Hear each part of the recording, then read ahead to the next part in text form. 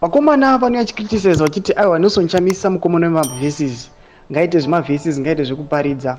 Panapa tinoona kuti aiwa kunyangwe ne-successful leader wamuziva kuti aiwa mutungamiri wenyika yeZambia vaHakainde Hichilema, the guy aiwa aimiramira nenyika yeZimbabwe achipusha kuti CM report aiwa ngaifailiwe, aiwa illegitimate wemutungamiri wenyika yeZimbabwe aiwa unofanira kuadresiwa. Muzana nhasi auya achishare a word. Panapa toona kuti aiwa vakomana ava naChamisa naHakainde Hichilema vane something in common. Sana bina mashuka mlanyo ngopana ndobva subscribe like or turn on the bell icon. Tinoda pahendo pakanyora achiti, Heavenly Father, we rejoice in the beauty of your world, the power of your word, the presence of the Holy Spirit, and the love of family and friends. It is from you we receive every good and perfect gift, giver of life and love. Grant us your peace this day and always through Jesus Christ our Lord.